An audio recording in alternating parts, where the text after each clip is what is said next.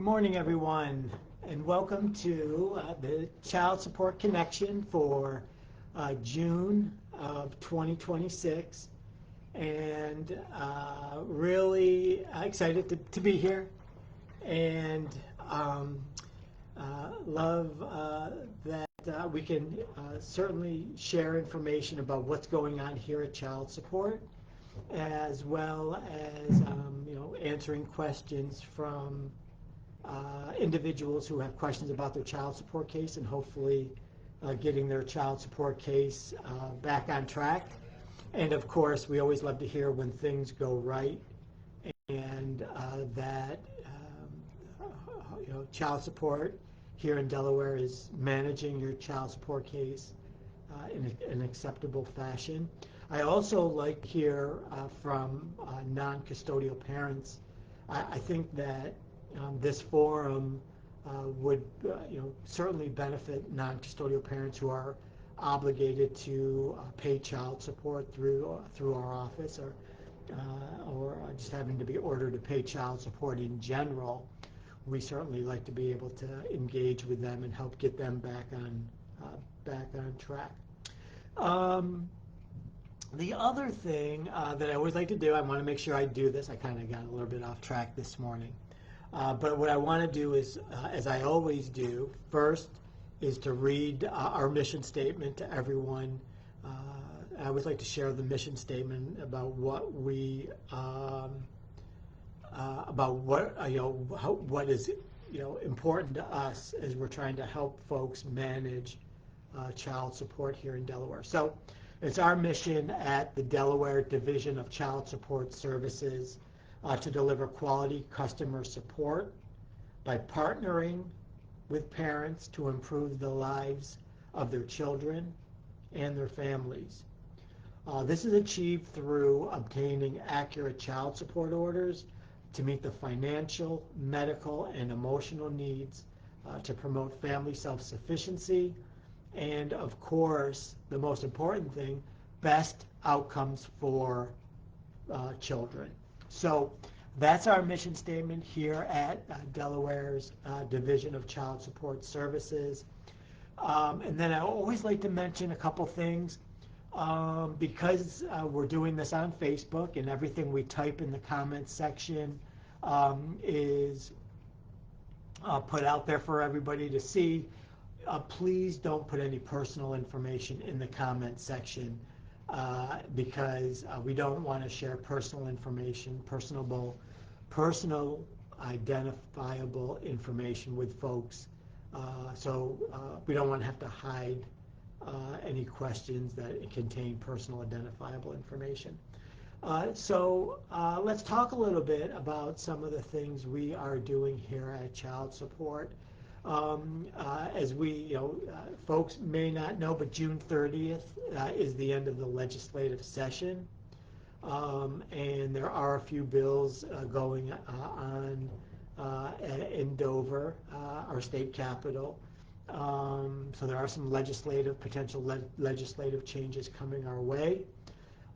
And we actually have one bill that we are actually working through the legislature that deals with allowing the child support program to send notices to non-custodial parents, family court notices, family court summonses to non-custodial parents, in an effort to get them to appear in court for their child support hearing. So we believe that bill is going to pass relatively quickly in Dover and and get to the governor's desk for signature very quickly. We're waiting for action to take place in the next couple weeks. So we're really looking forward to making that happen.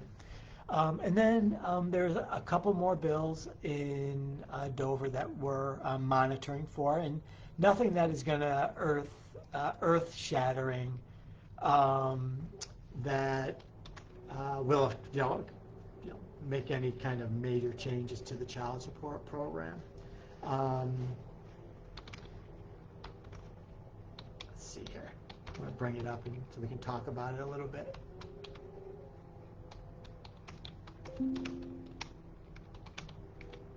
So, so one of the bills has to do specifically with changing or allowing individuals who are disabled to allow their parents to petition the court to have basically the emancipation age for that child to become indefinite. So the courts could put in an indefinite order so that child support would continue to be paid to that disabled person until such time as the court decides to terminate that order. So it would not end at our normal emancipation ages such as 18 or when the individual graduates from high school. It would extend beyond that. And we are continuing to look at that. And we don't, like, from our perspective, an order is an order, and we will continue to enforce those orders as long as the courts tell us to do so. So we're not overly concerned about how it's going to affect the system per se. And then there is another bill related to foster care and stopping referrals to the child support office from foster care when it looks like the family is going to be able to reunify somewhere down the line. So that's something that it's always been a little problematic from our perspective. Is we want families to be united, be reunited, and the last thing we want to do is cause a financial burden that would prevent that family from reunifying, or once they have already gone through that process, to continue to ask them to make payments on arrears once the child is back in their home. So a lot of states have moved towards this situation where they're going to stop referring cases to the child support office. So we certainly want to try to support that if that's something that the state decides to do here. So I mean, there's that's like just a few things that are going on down in Dover, and we're always monitoring to make sure if there's bills that affect the child support office that we get educated on those pieces of legislation, so that we can certainly work with the legislature when there's a need for us to intervene, and then continuing to monitor things as they may affect the child support office. So I know that was a kind of high level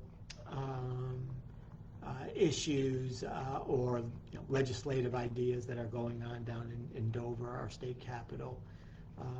Hopefully they'll get resolved before June 30, the last day of the legislative session. So I also thought maybe I could talk a little bit about our caseloads. I mean, I know with the general public, we really don't talk a lot about our caseloads, and giving people an idea of like how many cases do we have in Delaware. So in the state of Delaware, there are approximately 74,000 child support cases being managed throughout the 3 offices here in Delaware. So I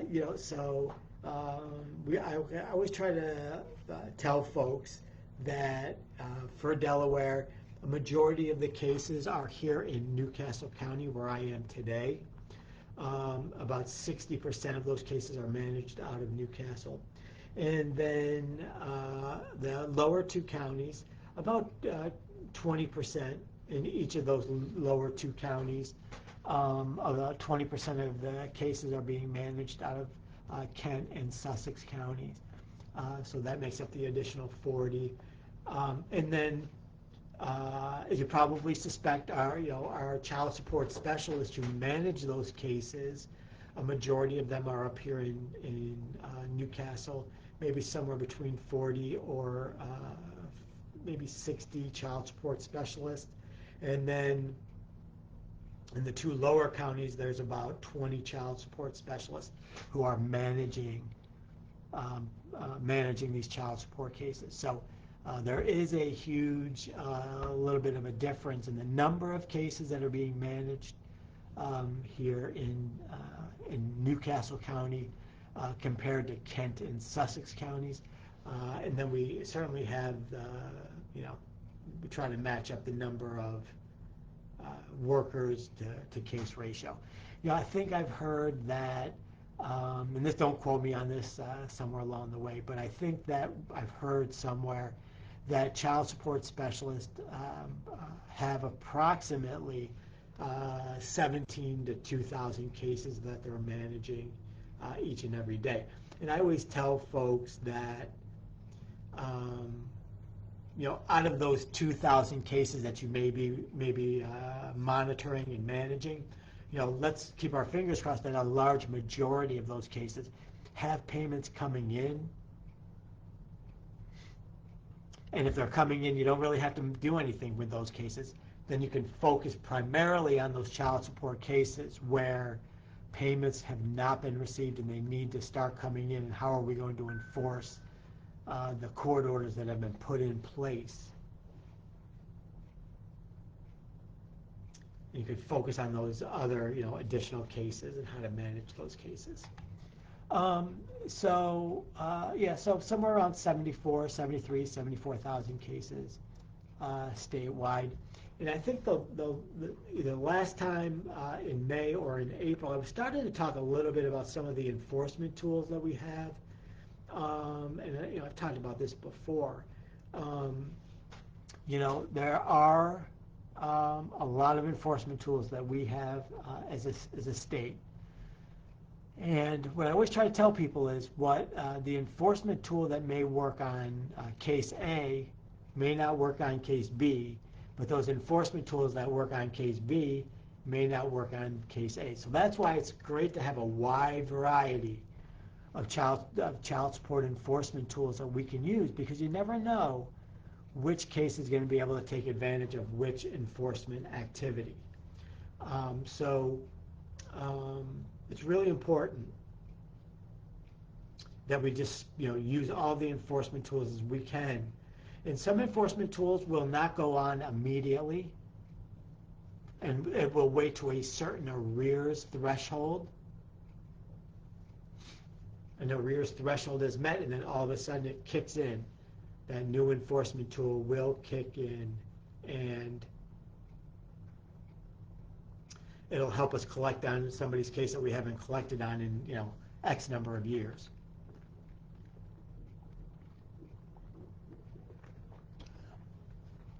So like I said, there's a bunch of enforcement tools. One of them, I've talked about these before, but I'm certainly happy to talk about it again.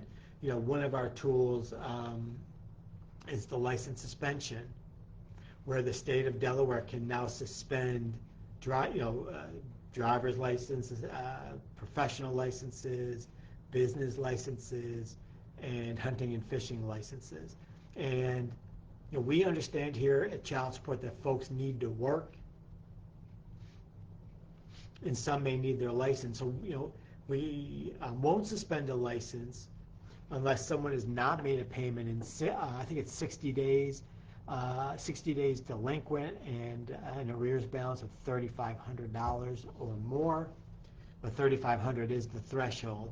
And then if someone does meet that threshold, they will receive a letter from us that says we're going to suspend your license, and that's how we handle all of this stuff. All of these enforcement tools, we're going to send you a letter and say, we're going to suspend your license, and you need to reach out to us so we can resolve your license issue. And and we want to hear from people. We want to talk to people who we've sent the letter, because we know that people need their licenses. We know they need to get to work, and they need to be able to have a driver's license, and we can certainly work with them on either telling us where they work, so we can send a wage withholding to that employer, making a lump sum payment on their child support case, in good faith that says, yes, I'm going to get back on track. So, I mean, there are things that we can do when we say we're going to suspend a license that will allow the person to get their license back without their license being suspended. So I'm always encouraging people to give us a call. If they get any kind of a letter from us, especially if they don't understand it, to give us a call and let us talk them through it. I forgot to mention, the most recent enforcement tool that has changed is the Federal Office of Child Support Enforcement is now working directly with the Department of State, and we are now being able to not only deny a passport.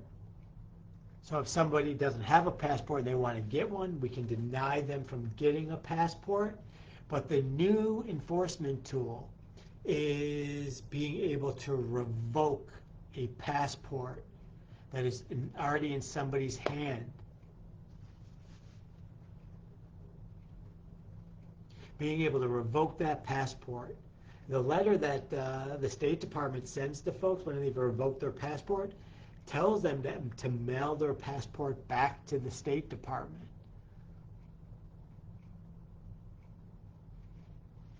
Now, with passport revocations, they are starting at $100,000 in arrears. So if somebody owes $100,000 in arrears and they have a passport, they're going to hear from the State Department and they're going to say, your passport's being revoked. You need to send us back your passport and talk to the Child Support Office.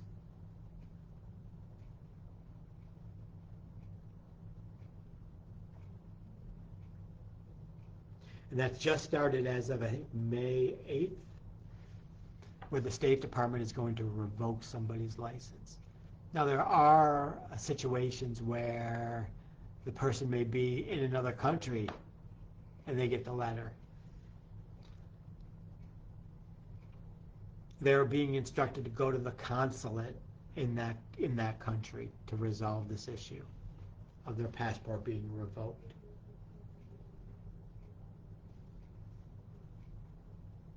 Now, from everything I've heard, we here in Delaware have not gotten a ton of telephone calls or non-custodial parents coming in that says, I got a letter from the IRS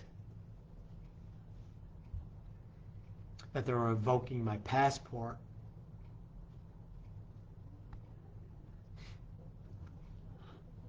Excuse me. We're not getting a lot of inquiries. So I think that's a good sign that a lot of individuals are not having their passports revoked. You got to have one in order to, got to be over arrears of, $100,000. I think they're going to be dropping it down to $75,000 in the next couple of days here. But you got to have a passport in order for them to revoke it.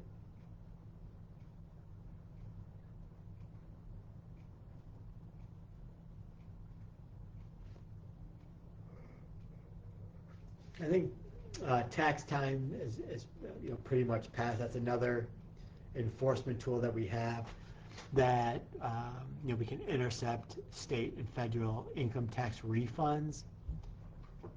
And usually the months of February, March, April, and May are the highest months of collections.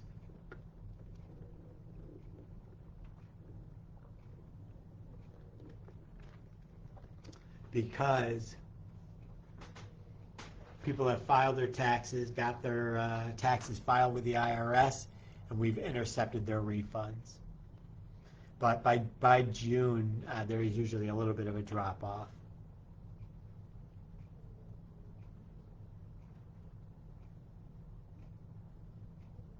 So, and there's a few other, wage withholdings is a huge enforcement tool. We send out thousands of orders of income withholding, that's wage attachments to employers each year.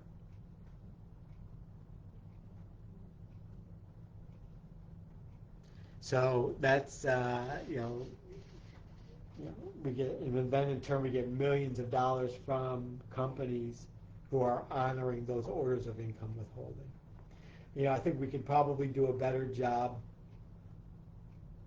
not blanketing all of the employers here in the state of Delaware with wage withholdings, but oftentimes when we issue a wage withholding, the non-custodial parent knows that, they pretty much, in some cases, go underground a little bit so that we can't attach those wages, or quits their job or something along those lines. So, but wage attachments, we would not collect about half of what we collect now if it was for the wage attachments with employers. So it's a huge tool for states in order to intercept.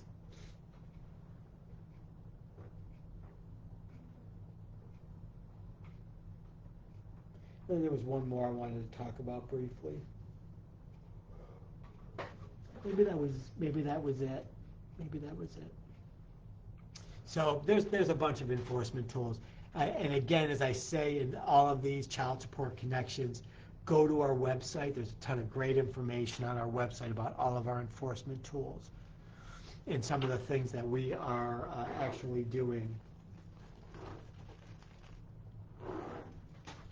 Some of the things we're actually doing here in Delaware. But like the legislative session, that's really kind of the biggest thing that we're kind of dealing with now. Passports being revoked, is another thing that we have been dealing with and working with our federal partners to make sure we understand the process.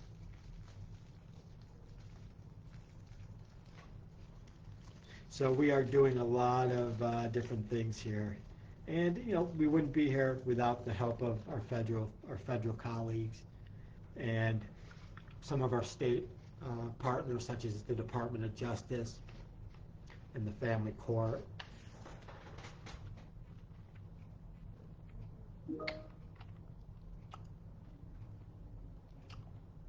And then as a lot of my colleagues are tuning in here, I just got a message that for the next couple of weeks, from June 1st to June 12th, our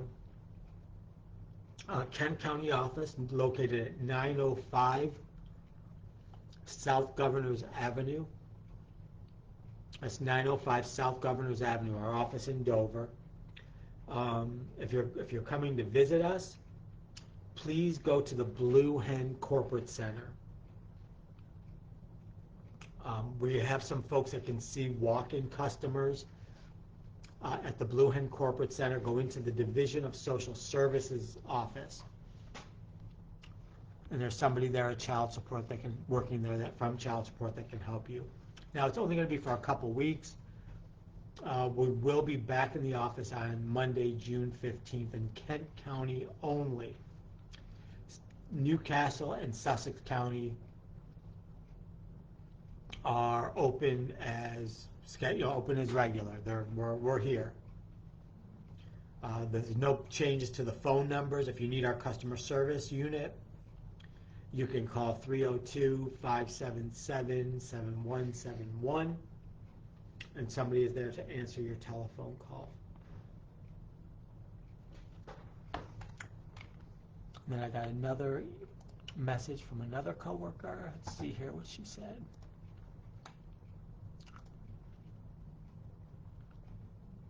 Yeah, so I'm glad she brought this up, and I'm glad I'm able to share it with folks. We also, I know when I read the mission statement, and I mentioned getting accurate child support orders, not only for financial, emotional, but for medical support. And we don't talk a lot about medical insurance on these child support connections. but I'm glad that I can talk a little bit about it today. And one of the things that the court is required to do in pretty much every order that they issue for child support is to talk about health insurance. And they will place in the court order a couple things. One, that either party, in most cases, in either party, if either party has health insurance available to them through an employer at a reasonable cost, they should consider enrolling that child in their company's health insurance.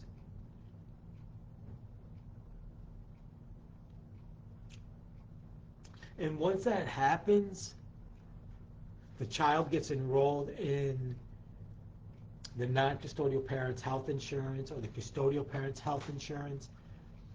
There should be a swapping of information as well as insurance information for the child.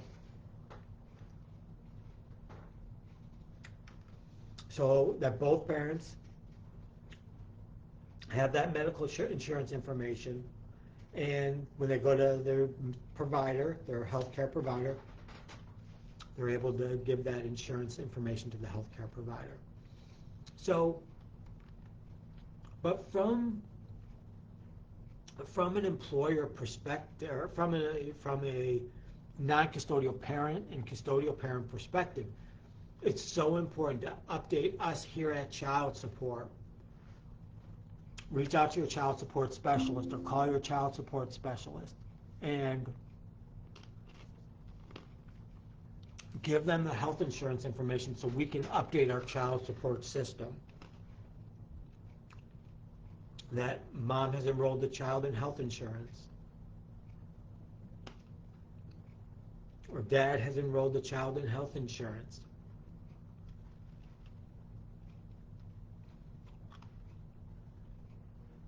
And then we can update our system. And whenever that information changes, somebody should be calling us so that we can update the system with the new information.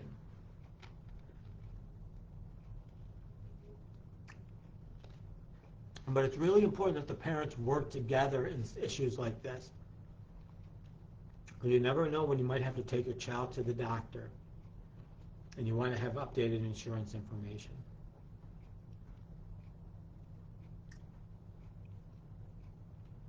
So it's important that that information is provided. Let me see, I'm looking at another note here.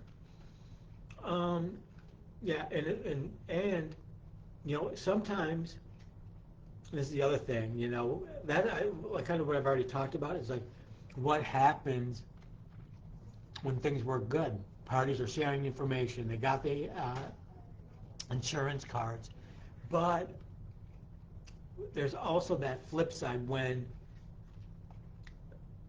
custodial parent knows that the non-custodial parent has health insurance but has failed to enroll the child, or they've enrolled the child but they haven't shared the insurance and card information either with us or with the other party, the custodial parent. And then we have to get involved to get that health insurance information to the custodial parent for the child. But we really don't talk about health insurance coverage and making sure that the kids got the coverage when it's available at an employer. This is the key part here. It's available at the employer at a reasonable cost.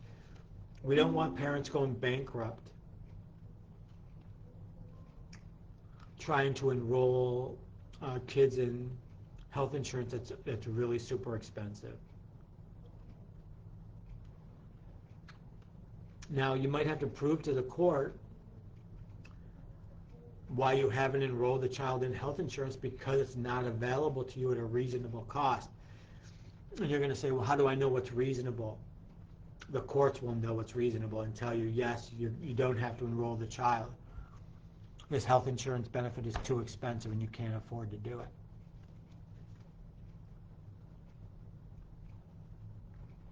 But it's so important that the parties share information,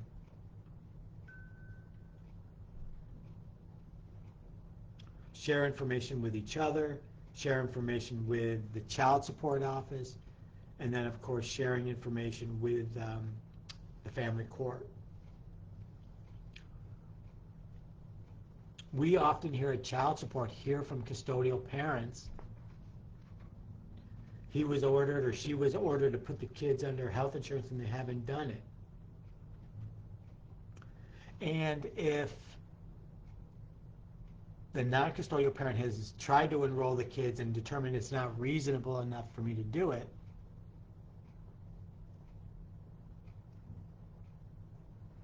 if they tell us here at child support, hey, I tried to enroll my kid in health insurance and the benefits cost X amount of dollars, I can't afford that, at least we can document the system that we got a call from the non-custodial parent.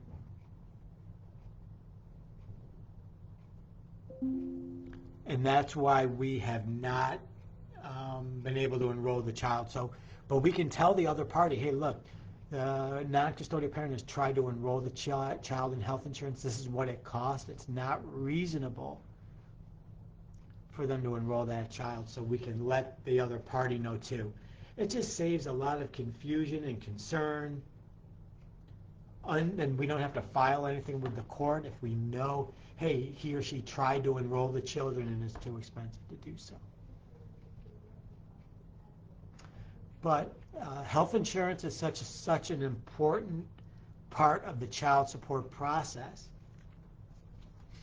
That's why it's so important that parents update each other as well as update the child support office. And I'm encouraging people to do that.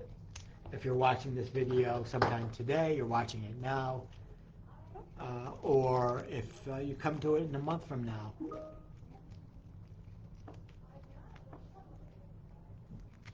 So, so we want people to do that. And let me see here. I don't know if I'm going to like this idea here. It's a good idea. Kudos to my coworker here. The other thing I wanted to mention that was just shared with me, I think it's a good idea. You know, there's often times where child support gets invited to community events. So if you hear that there's a community event coming to your area, you maybe want to encourage you to come check us out.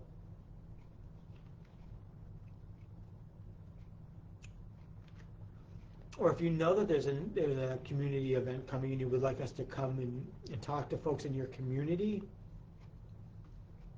and this is meant for non-custodial parents or custodial parents. You may hear of a community event coming to one of your associations or to your area in your community, and you want us to come and set up a table. You know, we have people that do that and like to come out and talk to folks about what's going on here at child support. I think in the next couple of weeks, maybe in July sometime, I might be a little off here, but we're going to go talk to military individuals, people that are deploying in the military.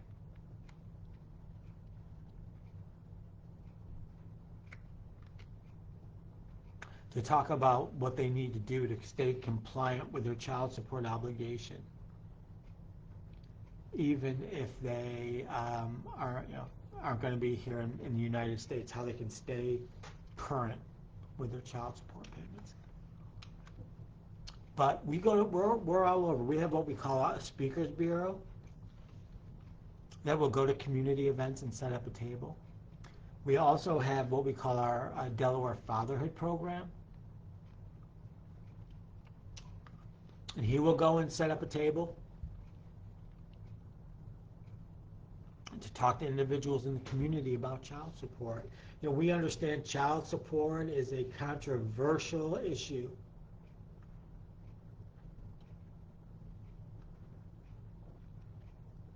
And people may not want to come to our child support office, and they want to meet with us on their own turf, and we're happy to come and talk to people about child support. So if you're watching this video, in a week or two, and you know that there's a summer, community event happening, please invite us. We'd love to come and talk to folks. And if you have a question, there's other people out there that have that same question.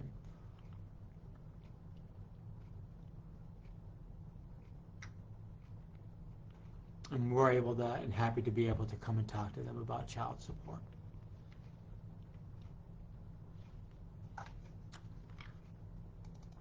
Just want to make sure I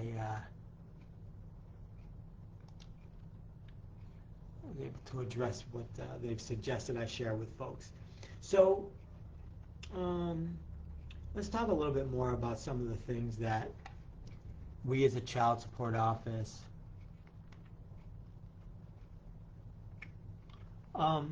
let's talk a little bit about family court mediation. And the reason why I bring this up is there's been a recent change with family court. And if you used to get an email with a Zoom link or something along those lines, they are no longer doing family court mediation by Zoom.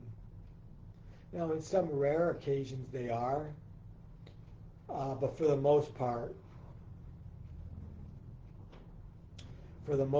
parties are going in for mediation in family court, Kent County and Southern County. And for mediation, it's always so important that if you're told to bring financial information or to complete a form, it's so advantageous for yourself to complete that form, because that form helps the court establish their child support order. And you should also complete any forms that they send you in the mail, because that form definitely let the court know what people have for income. And that's so important when established. I've talked about it for years. You want the court to be using the most accurate information about your financial. You want to be able to have the correct order established by the court. Oftentimes, people go into court without, they disregard the letter. They think by not bringing my financial information, they're not going to be able to create an order for me. And that is not true. And that's where the problem develops, because the court, in those situations, will create an order using current labor trends and labor studies. Basically, what do you do for a living? And then when they find out what you do, they go and look in the labor standards, where you might say, I make $15 an hour, but the courts say, well, you didn't bring any proof of that in, so we're going to look in the labor studies, and it determines that your occupation earns $18 an hour. So we're going to say $18 an hour. But if you had brought your financial statements in, pay stub or a tax return, it may have reflected a different balance or a different court-ordered amount. So I always tell folks, don't forget to bring that financial information. It's so important, because if you don't, you're going to get imputed, with a income that's higher than what you actually make. So just so important that you read the letters from the court, and then bring into court exactly what they're asking you to bring in.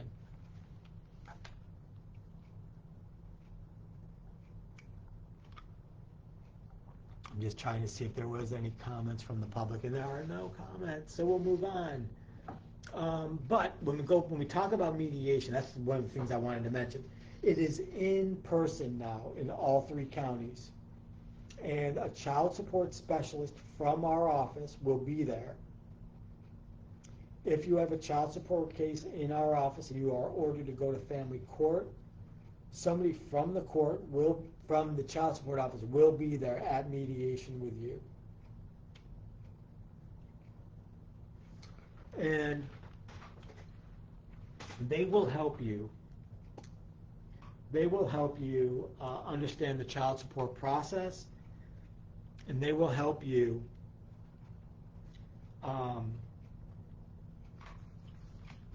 kind of walk through the mediation session. I'm making a note here for myself.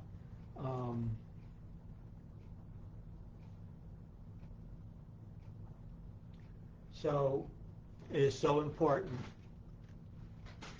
that if you need help during the mediation process, ask a question of the mediator for certain, or you can ask a question of the child support specialist that's attending mediation, and they will help guide you and answer your questions. But that just started a couple months ago, so we are back in the courthouses, and from what I understand, it's been running rather smooth. So, yeah. And then, thank you for that, Ms. Schaefer. So then, if the key thing about mediation too is that at mediation, the parties don't have to agree. It's easier to agree at mediation if you think that the calculation was done correctly. And if you just have basic income and there's no other extra expenses like private schooling or daycare or something along those lines, most people agree at mediation, and an order will be established and signed off by a family court commissioner, but it will be drawn up, that court order will be drawn up by a mediator. It's only when parties don't agree at mediation that the court will then defer the case to a family court commissioner. And at a family court commissioner's hearing, there are Department of Justice attorneys who represent the state of Delaware, but will be attending, commissioners' hearings for the child support program's clients, even though they are truly a representative of the Division of Child Support Services. So the Department of Justice, the Deputy Attorney General, will be in that commissioner's hearing. And at the commissioner's hearing, there is actual formal testimony taken. People are sworn in, and are questioned by attorneys and the family court commissioner as it relates to establishing a court order. So the key, I guess, about mediation is, although we hope people agree, and a very large portion of individuals agree to the mediation hearing court order, you can have the hearing deferred to a commissioner, and there will be Department of Justice attorneys in the room that help guide the process and represent the state of Delaware. So, I would like to say, folks, if you can agree at mediation just to do that, it's going to save everybody a lot of energy, especially if there's not a lot of extra expenses that have to be considered in the child support calculation. So yeah, so cases can be deferred to a commissioner. The key parts to remember at a commissioner's hearing is that the Department of Justice will have an attorney there that represents the state,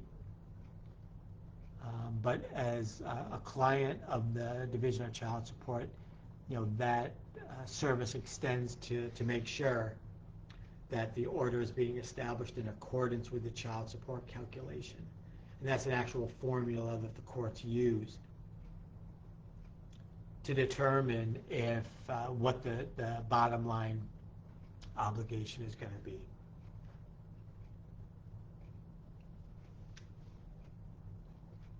So the commissioner's hearings are a lot more complicated, take up a little bit more time. And it's always, in my opinion, it's always better to see if you can get out of mediation with a court order. Let's see what else I wanted to talk to you about today.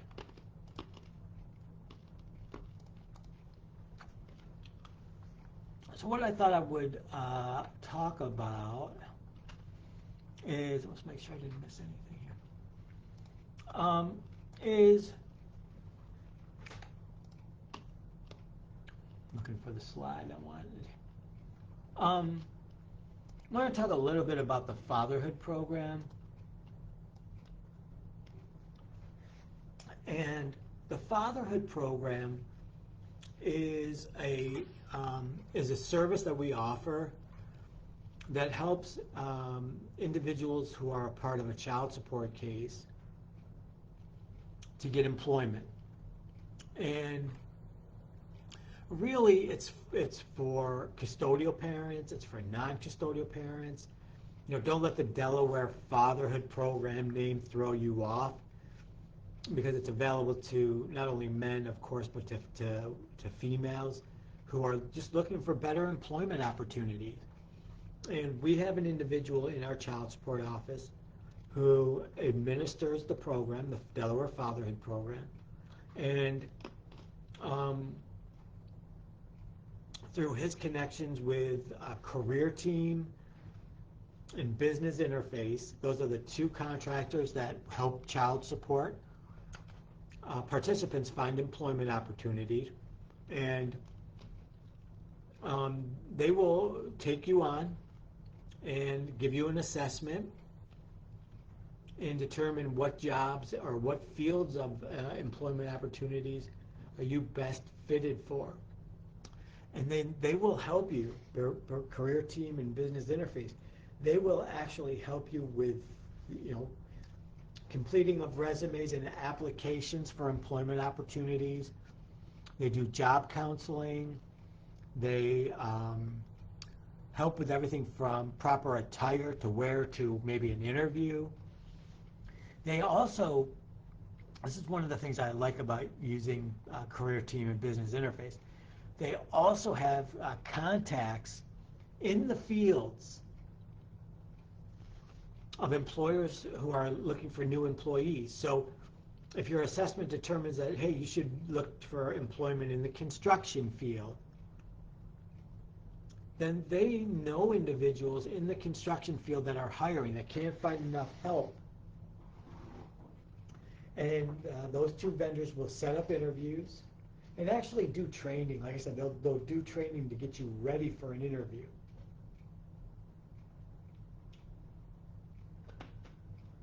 And then they'll help you find employment opportunities, and they'll place people with available job openings. So employment and services, we want to help people find employment opportunities and service-based based jobs or employment opportunities. So we do have individual. So anyone who's underemployed or unemployed and you want to find better employment, you should call 577-7171 and let them know you want to speak to somebody in the fatherhood program about job training.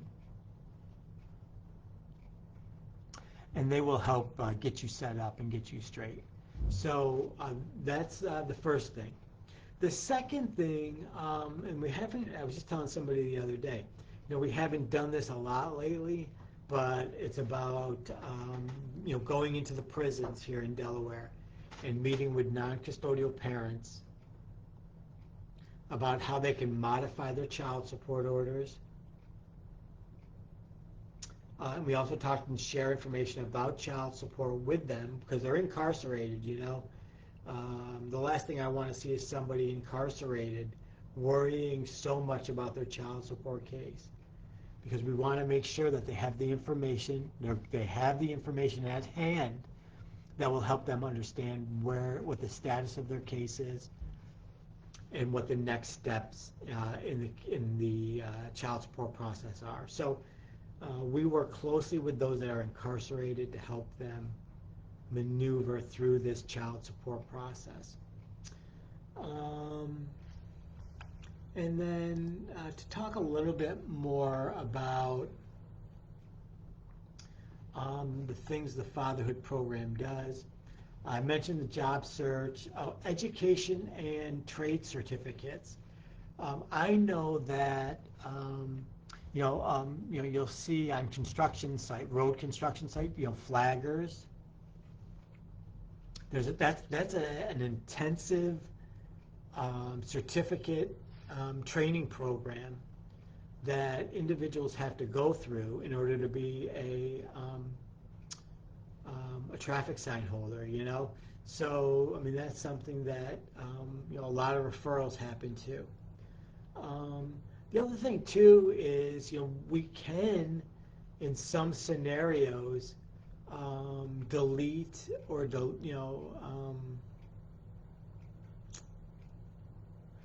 we'll go ahead and in some scenarios, not, and I'm trying to pick my words carefully here because I don't want this to sound like it's a blanket, but if we were thinking about doing a contempt petition, but you enroll in the Fatherhood Program, we can maybe not advance that contempt petition as long as you're participating and doing the things you need to do. We can restrict some of those enforcement tools, or you're going into you're learning how to drive a big, one of those big trucks, 18-wheeler, and you need your driver's license for that, a CDL license. You're going after a CDL license. We can, in some circumstances, give you back your driver's license because it's important to that training opportunity that you're exploring. So, we can pull back on some of the restrictive, enforcement tools for some people who are involved in our Fatherhood Program. I talked a little bit already about coaching and mentoring, and then, I talked a little bit already about direct employers. These two vendors know employers who are hiring in the community, and they can make it happen. They can help get you that employment opportunity because they know someone. And then we talked a little bit already about job training, but there's something else that they can do, and I kind of like this idea, is that they can hook people up with volunteer opportunities. So you're not quite ready to join the workforce, but maybe you're ready to do some volunteering, and they can hook you up with certain volunteers, volunteer opportunities, so that you're at least doing something that's good for yourself and good for the community. I can't guarantee you that we would pull back any of those enforcement tools for that kind of thing, but it's something that they do. It's something those vendors do. And then lastly, I talked a little bit about job training, and they certainly can hook you up with job training. So the Delaware Fatherhood Program, if you need help finding better employment, or you're unemployed and you want to find a job, please reach out to our office at 302-577-7171 and ask to speak to somebody in our Fatherhood Program. And let's see here.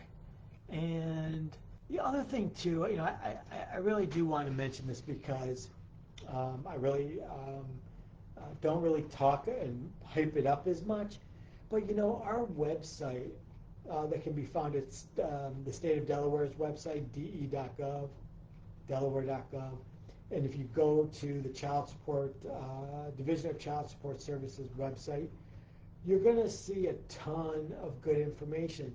So maybe checking out that website before calling, if you're ever calling our office about a enforcement tool, or how does paternity get established, or something along those lines, then go to our website. You'll get a great amount of information, and that's something that we work hard to kind of keep that website current with good information that will maybe save somebody a phone call. And then the other thing I always like to talk about too, and I should have probably did this earlier in the video, because I don't know how many people are going to get to the end, but we have a customer website, and our customer website can be accessed through my.delaware.gov. So my.delaware.gov, go to that website. That's going to ask you to create a username and password, but once you do, you'll be able to see not only child support, there's other state agencies out there in the my.delaware.gov website, but you can pull over the child support portal, the child support website, and that website will give you access to your child support case.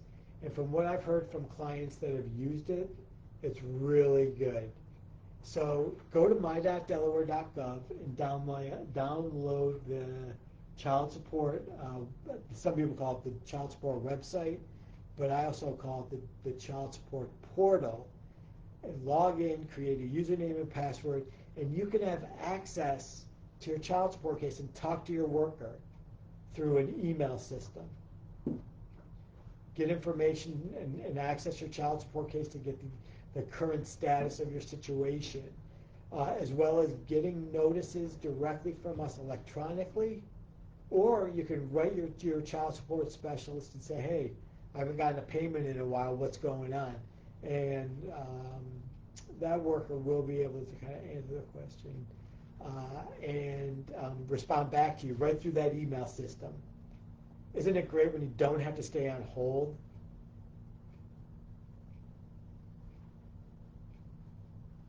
You don't have to stay on hold and wait for someone to pick up the call. You can have your worker right on the other end of an email response.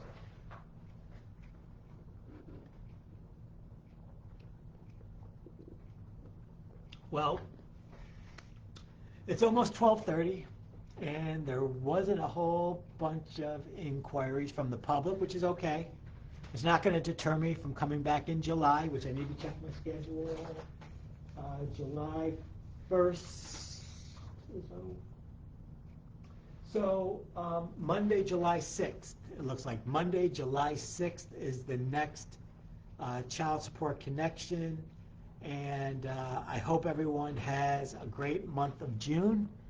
And we will catch up in July here at the Delaware Division of Child Support Services, Child Support Connection. Don't forget my.delaware.gov. I've talked to people who have used it. They love it. And please call us at 577-7171 if you have a question and you want to speak to a child support specialist, or you just want to check to see if you got a payment. You can call that number. And then lastly, I will leave you at our Dover office from now until June 15th. If you have to walk into our child support office, please go to the Blue Hen Corporate Center and I know someone put it in the comments section here, so I'll just read it. Blue Hen Corporate Center, 655 South Bay Road in Dover, just for the first 15 days. We'll be back on June 15th in the 905 South Governors Avenue location. So please, if you need help, go to the Blue Hen Corporate Center. And I think that is everything that I needed to talk about. So thank you very much, and I hope that folks watch this video. It'll be posted on Facebook for 30 days, and then we'll also move it to the YouTube channel. So thank you very much, and I think the YouTube channel was also posted in the chat. So have a great June, everybody, and take care.